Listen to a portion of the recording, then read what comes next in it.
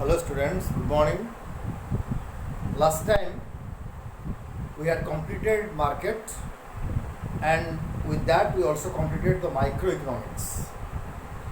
Okay, so today we shall start the macroeconomics.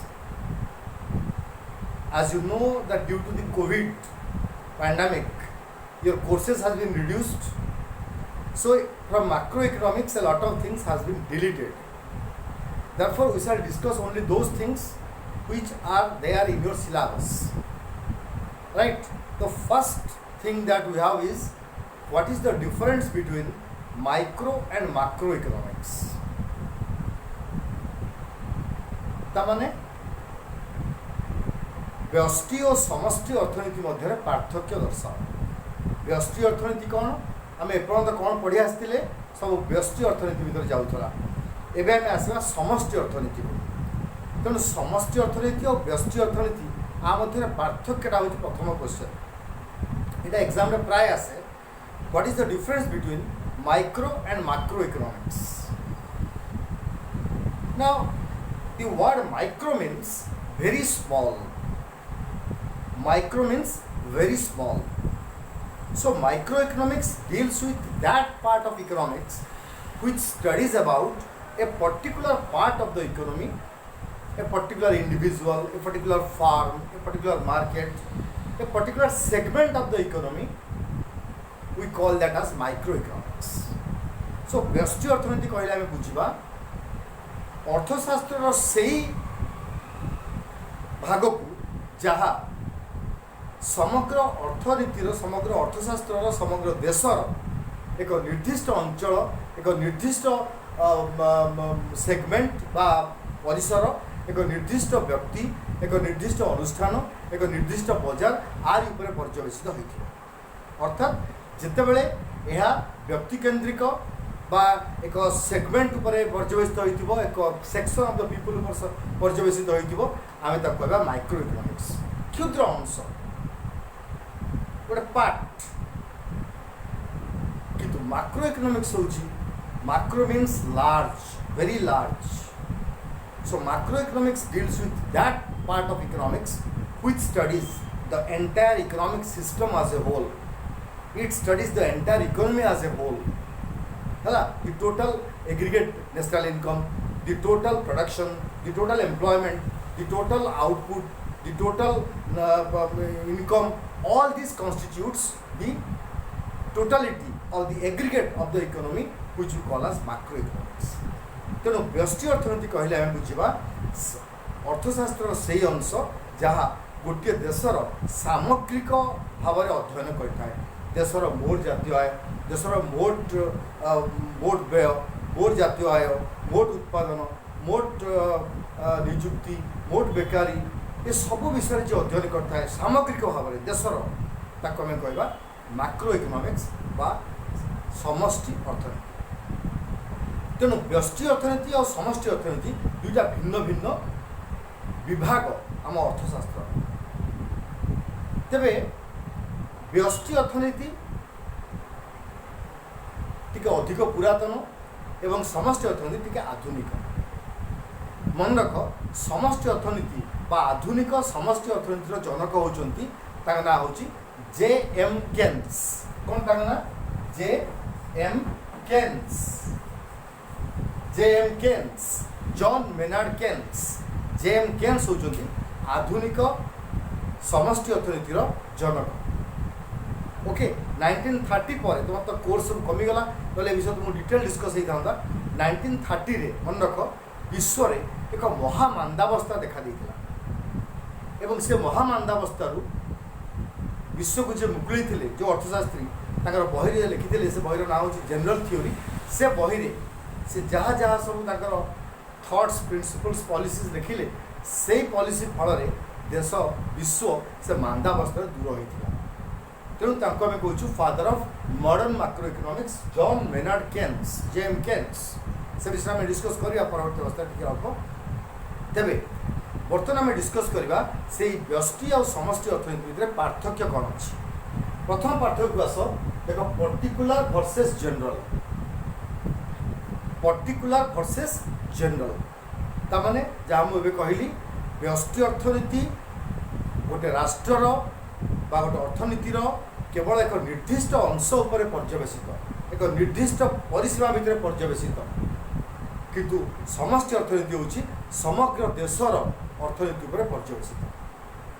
जदि मु कहबी गोटे फार्म गोटे इंडस्ट्री गोटे मार्केट गोटे इंडिविजुअल जड़े व्यक्ति जोटे बजार गोटे संस्था गोटे उत्पादन संस्था ये सब जिनस यदि आम आलोचना करवा गोटे पर्टिकुलर जिनस सी हूँ व्यष्टि किंतु सारा देशर मोट उत्पादन मोट आमदानी मोट रप्तानी मोट जातीय आय मोट जातीय व्यय मोट संचय मोट पुंजी गठन ये सब जिनस आम डिस्कस करवा सामग्रिक देशर मोट उपर सी हूँ समष्टि अर्थनीति। तेणु व्यष्टि हूँ गोटे निर्दिष्ट पर्टिकुलर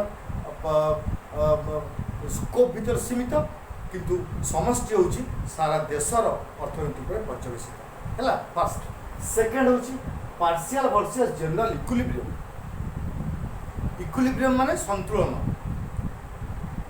तो व्यष्टि अर्थनीति जेहेतु निर्दिष्ट पर्टिकुलर उपर पर्यवेसित तेणु तार जो संतुलन नीति रही संतुलन स्तर रही गोटे कह पर्टिकुलर इक्विलिब्रियम बा एक निर्दिष्ट संतुलन उपर ये पर्यवेसित किंतु सामग्रिक संतुलन उपर पर्यवेसित होची समष्टि अर्थनीति। तेणु जनरल इक्विलिब्रियम होची माक्रो इकोनॉमिक्स। माक्रो इकोनॉमिक्स माने समष्टि अर्थनीतिर जो संतुलन स्तर रही सामग्रिक संतुलन उपर पर्यवेसित किंतु व्यष्टि अर्थनीतिर संतुलन होची एक निर्दिष्ट व्यक्ति एक निर्दिष्ट बजार एक निर्दिष्ट फार्म बा शिल्प तार उपर पर्यवेसित। तेणु in microeconomics we call this as partial equilibrium, in macroeconomics we call this as general equilibrium. Third difference देखो output income technology constant but it is variable।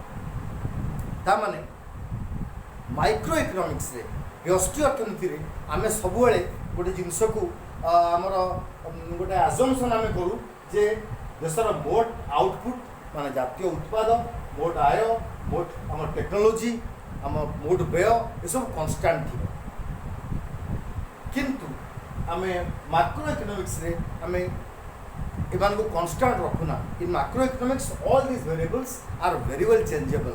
एमान सबुबेले परिवर्तनशील होती एमाने परिवर्तनशील होती बोली देशर सामग्रिक अर्थनीति रे परिवर्तन आसता है।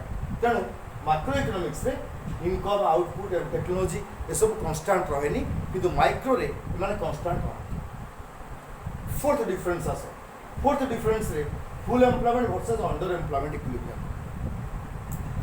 माइक्रो इकोनॉमिक्स रे व्यष्टि अर्थशास्त्र रे आमे कौन करू आमे देशरे आमर फुल एम्प्लॉयमेंट अच्छी बोली आमे धरी नहीं था आम शर्तावली आमे रखी था जे देशर सब फुल एम्प्लॉयमेंट रही। फुल एम्प्लॉयमेंट माने जितेबले आमरे देशरे पूर्ण नियोजन रही पूर्ण नियोजन रही था तेणु से हूँ माइक्रो इकोनॉमिक्स आमर आजम्पशन किंतु माक्रो इकोनॉमिक्स आजम्पशन हूँ actually that is under employment equilibrium. Macro economics समष्टि अर्थशास्त्र आम कहूँ जे देश जो इक्विलिब्रियम रही संतुलन स्तर रही अंडर एम्प्लॉयमेंट बा पूर्ण नियोजन स्तर निम्न रे आमर संतुलन रही था।